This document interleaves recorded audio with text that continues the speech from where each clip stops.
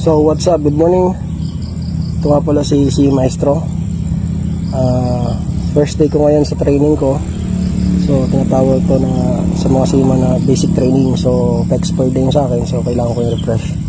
This is my first day, so good luck sa akin.